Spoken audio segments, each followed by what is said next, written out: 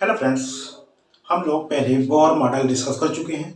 अब हम bore models की जो कुछ और ड्रॉबैक्स थी उनको रिमूव करने के लिए समरफील्ड ने एक नया एटॉमिक मॉडल प्रपोज किया, जिसको हम एक्सटेंडेड बोर समरफील्ड मॉडल के नाम से भी जानते हैं।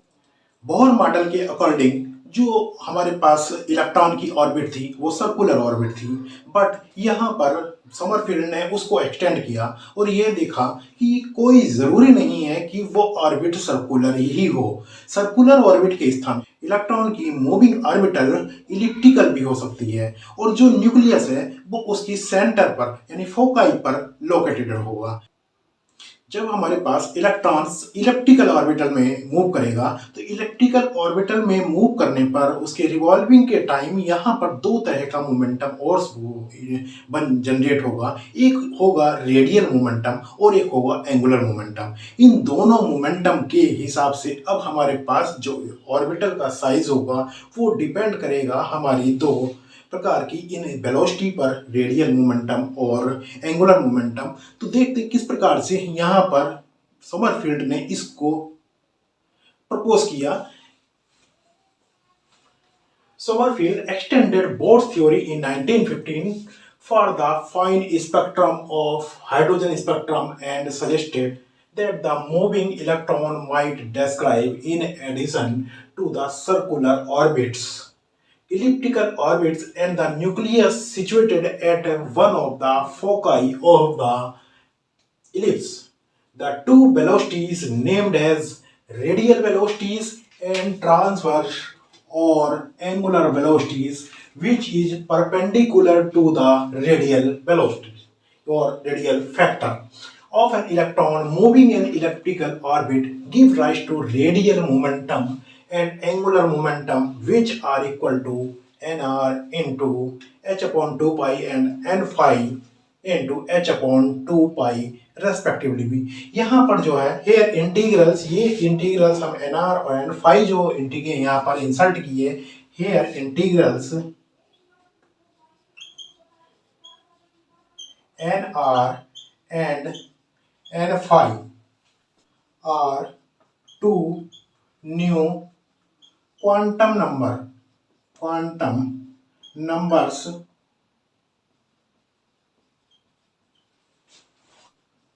which are called as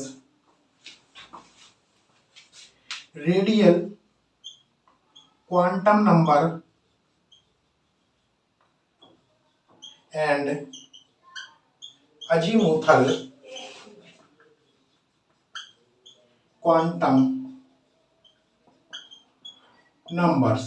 ये दो जो नए हमारे यहाँ पर क्वांटम नंबर इंट्रोड्यूस हुए हैं, एक यहाँ पर रेडियल क्वांटम नंबर और दूसरा अजीमुथल क्वांटम नंबर के नाम से जाना जाता है। N R and N five जो हमारा दो movement angular movement quantum number, जो हमारा यहाँ पर दो रेडियल क्वांटम नंबर हैं और अजीमुथल क्वांटम नंबर हैं, are related to Bohr's quantum number n एज। इन दोनों का जो रिलेशन होता है वो होता है n equal to n r plus n phi, जहाँ पर एन हमारा प्रिंसिपल क्वांटम नंबर है।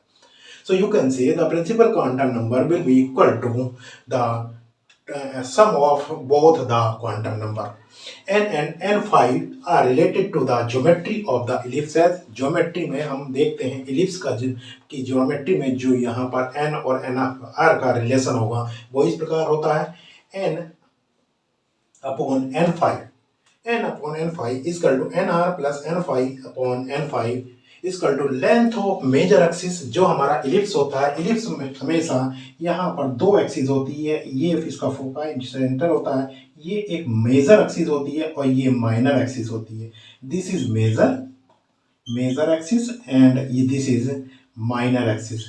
माइनर छोटी होती है, मेजर बड़ी होती है। तो ये रिलेशन होता है length of the major axis a upon the length of the minor axis b. Now यहाँ पर हमारे पास अब डिफरेंट केस अराइज होते हैं। Now let us consider the following possibilities।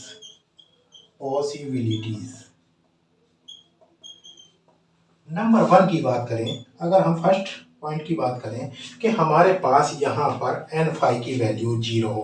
Suppose if n phi is equal to 0, अगर हमारे पास n phi की वैल्यू 0 होगी तो यहाँ पर आप देखिए कि minor axis will become to 0। ये जो हमारी नीचे की वैल्यू है, माइनर एक्सिस की वैल्यू है, वो भी 0 हो जाएगी। If n phi is equal to 0 then minor axis will also be 0। ये माइनर एक्सिस भी 0 हो जाएगी, और जब माइनर एक्सिस 0 हो जाएगी, ये माइनर एक्सिस 0 हो जाएगी, तो केवल मेजर एक्सिस बचेगी, और मेजर एक्सिस केवल बचेगी, दैट मीन्स एक स्ट्रेट लाइन प्राप्त होगी। Then we get a straight line path of electron. जो इलेक्ट्रॉन का पाथ होगी, वो स्ट्रेट लाइन इलेक्ट्रॉन का पाथ होगी, and that is not possible, it is impossible. Which is not possible, ये पॉसिबल कभी नहीं हो सकता है। That is it is impossible, impossible, ये इम्पॉसिबल हो जाएगी। नाउ अब हमारे पास सेकंड पॉसिबिलिटी हम कंसीडर करते हैं। सपोज सेकंड कंसीडर करेंगे हम, जब ये n phi greater than n, n phi greater than n, if n phi greater than n, जब हमारी value n phi greater than n होगी, तब length of the minor axis will be greater than major axis. क्या ऐसा possible है कि minor axis major axis से बड़ी हो जाए? अगर माइनर एक्सिस मेजर एक्सिस से बड़ी होगी तो ये रिलेशन कहाँ एग्जिस्टेंस करेगा? इसका एग्जिस्टेंस ही नहीं होगा। That you can say that it is also not possible. If n phi greater than n, then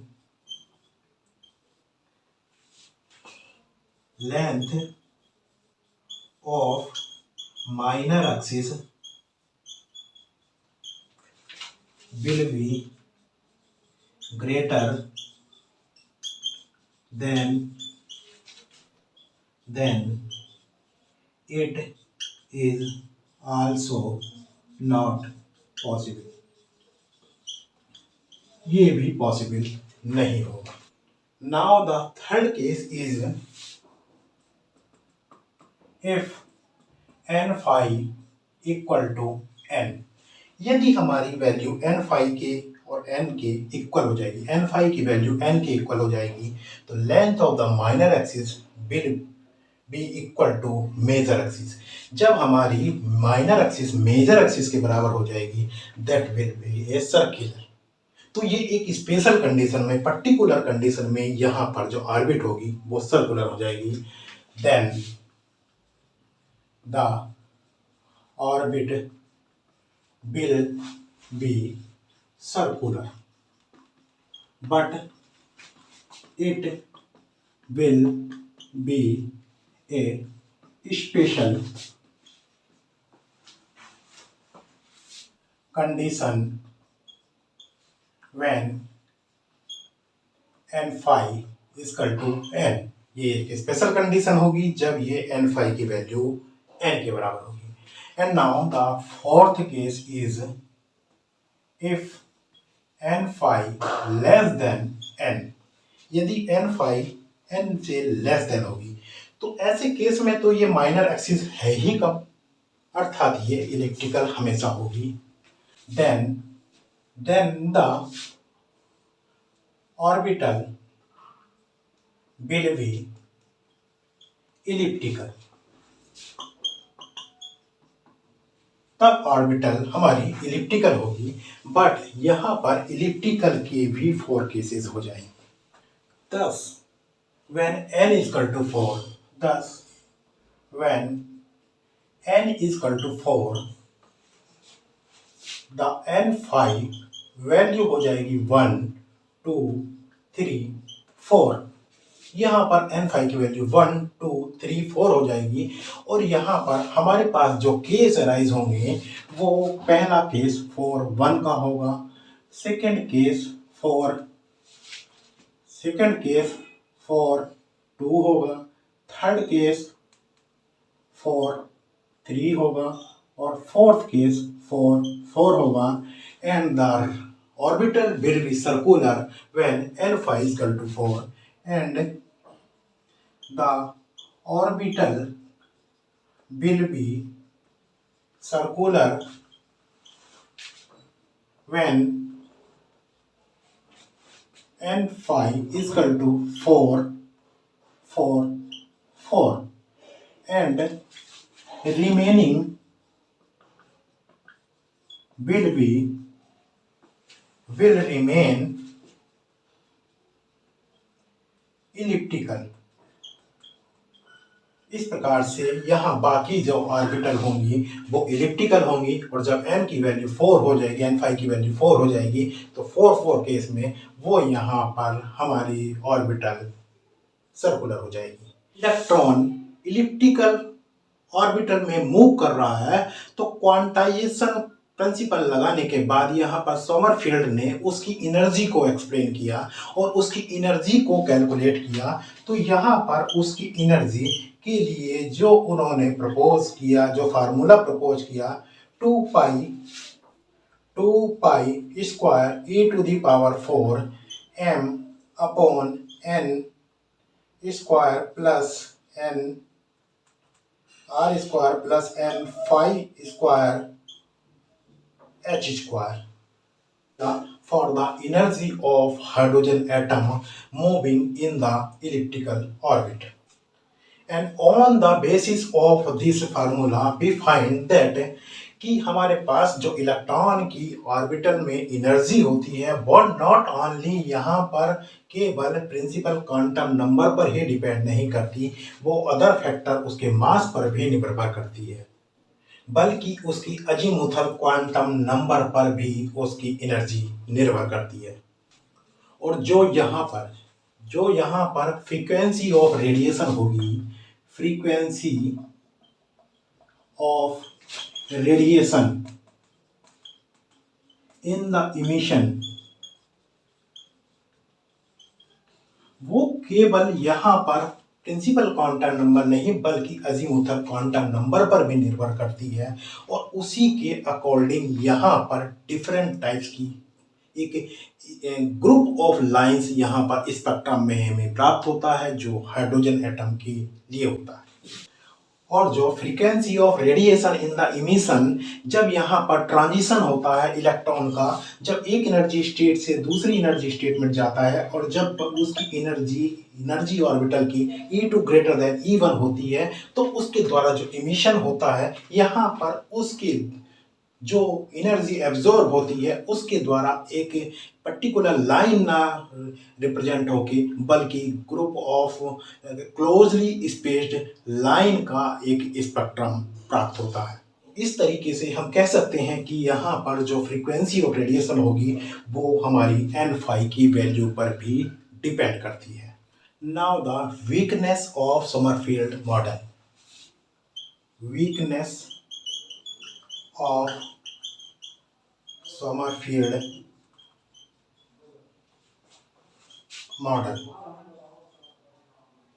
experimental observation and theoretical representation wave mechanics के आधार पर यदि हम बात करें तो हमारे पास यहाँ जो एजीमुथल क्वांटम नंबर की वैल्यू होती है, जो एजीमुथल क्वांटम नंबर होता है और फॉर ए गिवन एन के लिए अगर हम बात करें azimuthal quantum number are 0 1 2 3 4 and n-2 n-1 तक की ये वैल्यू होती है और टोटल वैल्यूज ये जो होती हैं वो n के बराबर होती हैं यहाँ पर। और हम यहाँ पर अगर दूसरे तरीके से देखें ये n0 1 2 3 4 एंड डॉट n-1 जो हमारी वैल्यू होंगी टोटल n-1 वैल्यू होंगी।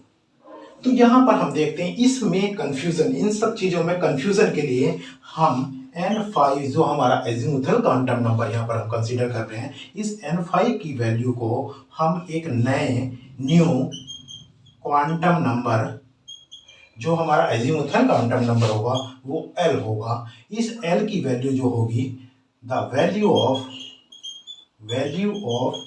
L will be equal to n, ये वैल्यू n की वैल्यू के इक्वल होगी और हमारी ये 0 1 2 3 4 5 एंड डॉट n-2 और n-1 वैल्यू तक होंगी। इस प्रकार यहाँ पर हम अजीमुथल क्वांटम नंबर को रिप्लेस कर देते हैं। n5 will be replace by the l plus 1, ये l वैल्यू है, l प्लस 1 से हम रिप्रेजेंट करते हैं, इसको भी हम l डिनोट कर सकते हैं क्लियर करने के लिए, 1 में कंफ्यूजन ना हो ना। इस n5 में और n में अब हम रिलेशन डेवलप कर सकते हैं, जो हमारा पहले हमने फार्मूला लिखा था n अपॉन n5, तो n अपॉन n5 की वैल्यू यहाँ पर l प्लस 1 आ जाएगी, plus 1 is equal to a upon v आ जाती है। और ये हमारे पास फार्मूला यहाँ पर नया डेराइव हो जाता है अकॉर्डिंग टू समरफील्ड मॉडल। और ये हमारे यहाँ पर इस तरीके से समरफील्ड मॉडल कंप्लीट हो जाता है। किसी ने अभी तक हमारा चैनल सब्सक्राइब ना किया हो तो वो सब्सक्राइब तुरंत कर ले। Thank you.